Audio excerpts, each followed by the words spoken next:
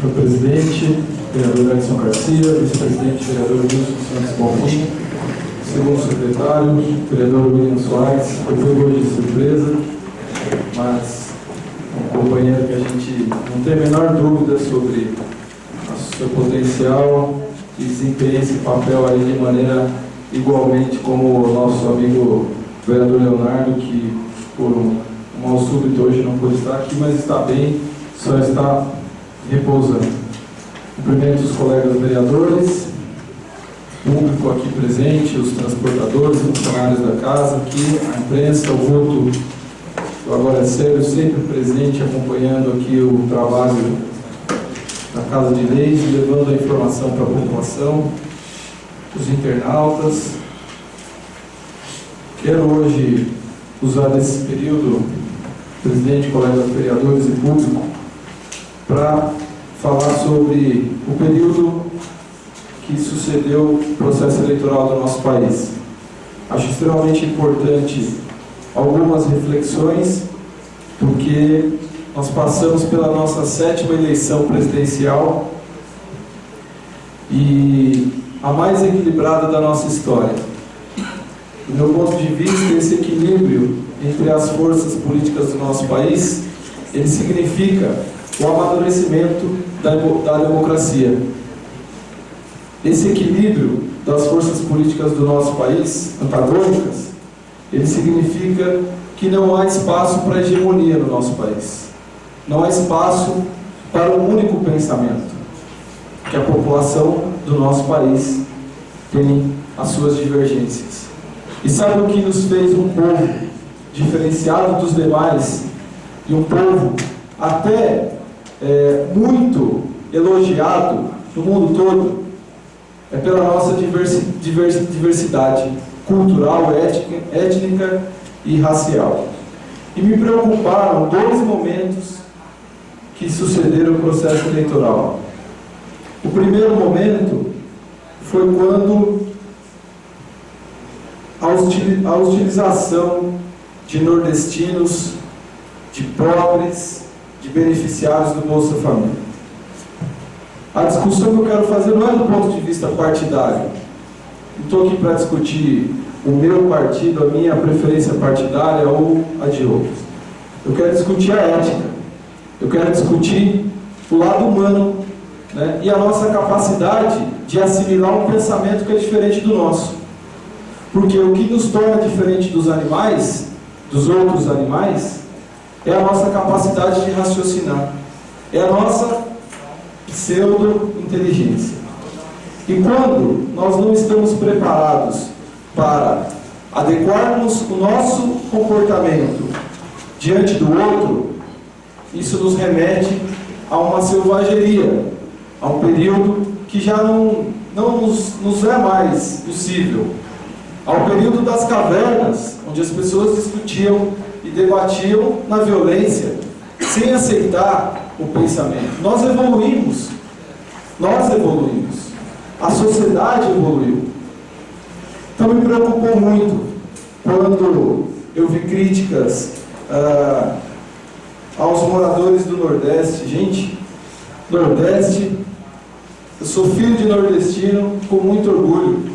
E o meu pai, a história de vida que ele me contou foi o que me motivou a estudar, a conseguir minha universidade, a conseguir meu curso de pós-graduação, a conseguir meu curso de mestrado, porque eu me espelhei num homem que saiu de Pau de Arara, que veio para São Paulo e construiu a sua história com muita dignidade, ajudando a construir o estado mais rico da nossa nação, que é o estado de São Paulo.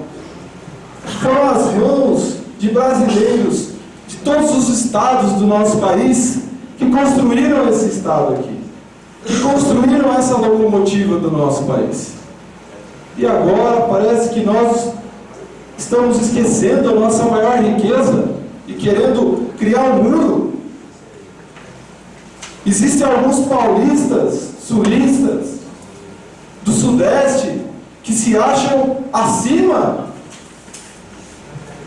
Eu me lembro de Hitler, porque Adolf Hitler se achava acima de todos. Ele se considerava uma raça superior. E ele é considerado um dos maiores assassinos da nossa história. E aí, quando eu me deparo com essas situações, eu me preocupo.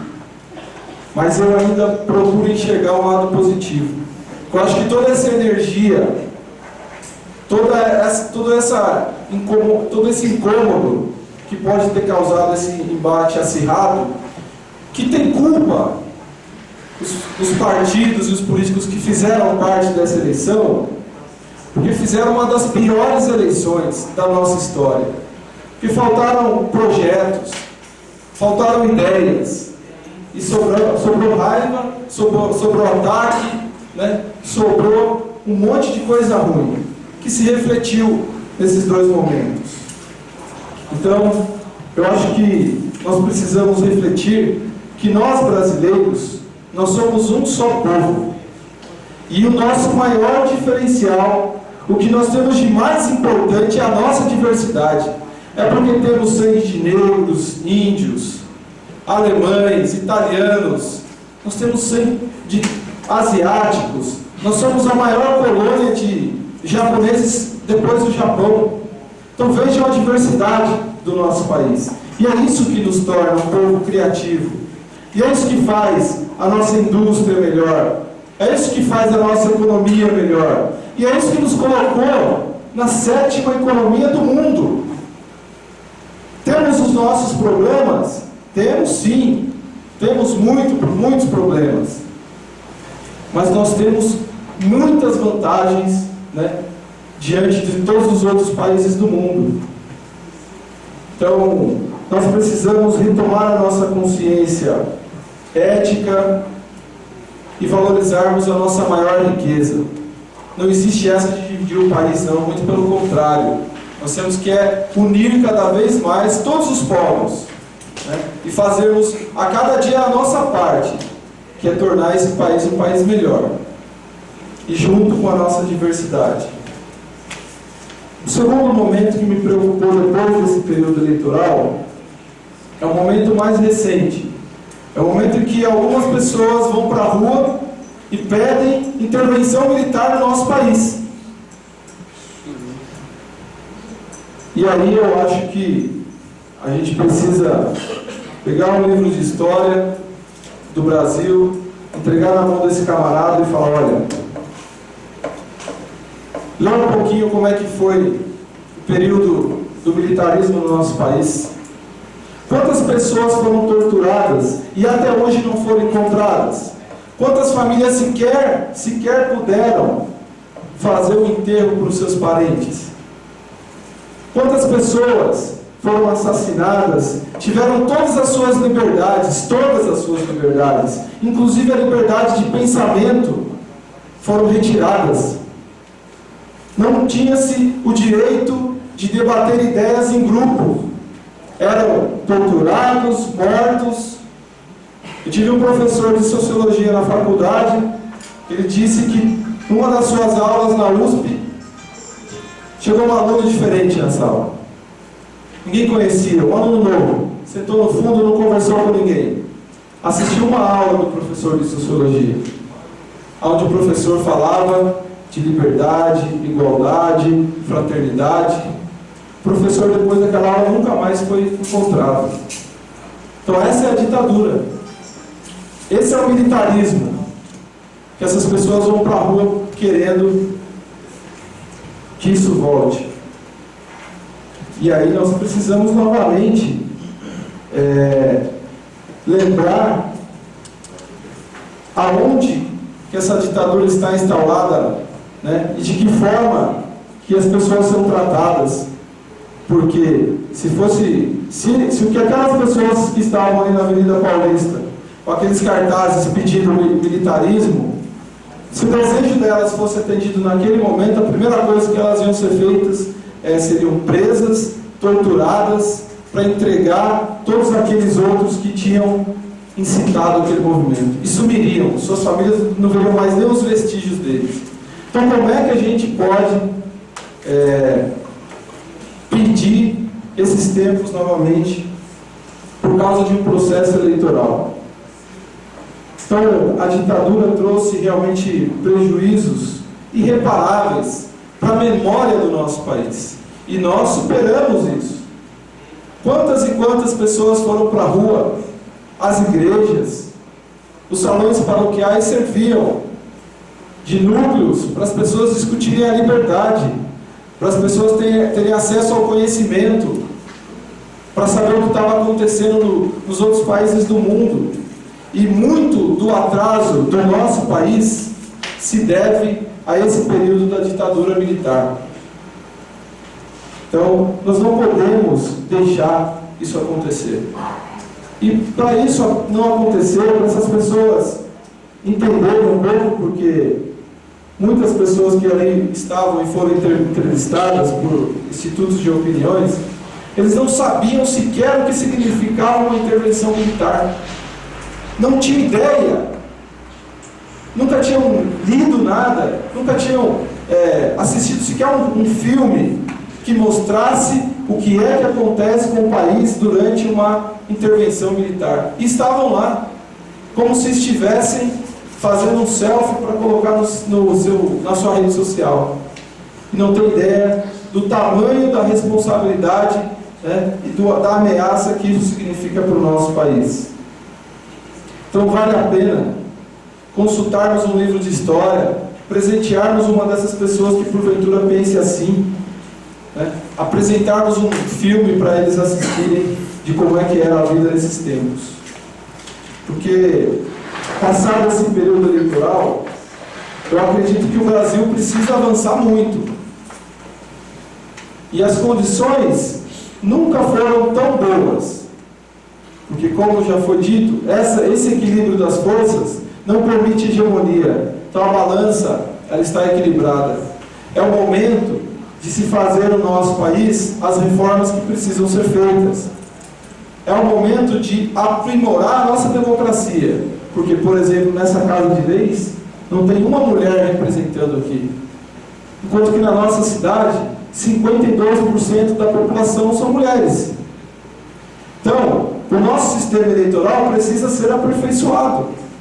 Não é justo que numa campanha eleitoral, aquele que tem o poder financeiro ganhe eleição porque o outro não tem poder financeiro. Então esse debate, essa reforma política precisa ser feita no nosso país. Porque enquanto o poder econômico mandar nas eleições, não é o povo que vai mandar no seu país, na sua cidade, no seu estado. Porque é isso que acontece hoje. Quem manda no nosso país são empreiteiras, banqueiros, o agronegócio. São eles que mandam no nosso país. Porque são eles que decidem as eleições. São eles que financiam os partidos políticos, os candidatos. Então nós precisamos discutir isso. Então nós não podemos perder tempo querendo dividir o país, se achando melhor, mais inteligente que A ou B, por diferença social, econômica, ética, racial. Não podemos perder tempo com isso. Nós temos que discutir aquilo que realmente vai avançar a democracia do nosso país, que são essas reformas. E é isso que nós temos que cobrar. Eu cobro do meu deputado que eu ajudei. Uma das primeiras questões, na primeira reunião depois da eleição, foi cobrar o empenho do deputado José Mentor na reforma política do nosso país. E é isso que cada um de nós tem que fazer. Porque enquanto nós ficarmos discutindo questões menores, nós realmente não vamos ver o nosso país melhorar. Nós precisamos, por exemplo, nos Estados Unidos estão havendo eleições parlamentares. E lá o voto não é obrigatório. E além das eleições para o parlamento dos Estados Unidos, eles estão fazendo diversas consultas, plebiscitos, que é o que precisa ser feito no nosso país também. Por quê? Só a democracia representativa não serve. Os senhores hoje do transporte alternativo deram um grande exemplo do quanto é importante a participação na democracia direta, que é a democracia onde o cidadão ele tem acesso direto ao seu representante. Mais 2 minutos para eu concluir, presidente. E essa consulta, esse trabalho que vocês fizeram, de virem procurar cada um dos vereadores para corrigir uma lei e adequar ela à realidade, é o que falta no nosso país. Porque lá nos Estados Unidos, por exemplo, a população está sendo consultada em alguns estados sobre pontos importantes, como a descriminalização de drogas. Eles estão consultando a população para saber qual é a opinião do povo sobre a descriminalização das drogas. Qual é a opinião da população sobre a descriminalização do aborto. Não é que isso vai decidir, mas isso vai para o Congresso e os parlamentares terão que levar isso em consideração. E nós precisamos desses instrumentos que já são previstos na nossa Constituição. Então isso é democracia direta. E é isso que nós temos que cobrar dos nossos parlamentares. E para finalizar sobre a questão da reforma política, que eu acredito que é a mais importante do nosso país, porque hoje é muito difícil governar um país com 28 partidos, onde esses 28 partidos querem barganhar espaços, e essas barganhas de espaços é que dão margem à corrupção. Então essa reforma política precisa discutir isso. E não adianta esperarmos uma reforma política só dos que estão no mandato. Só os que estão no mandato não vão querer mudar a regra do jogo, porque eles não vão querer ficar fora. Por isso que a população tem que ser consultada, tem que ter plebiscito, tem que ter consulta popular. E é isso, colegas, que precisamos exigir, né? E precisamos estabelecer esse diálogo para que 2015 comece com esses avanços, não com retrocessos. Obrigado.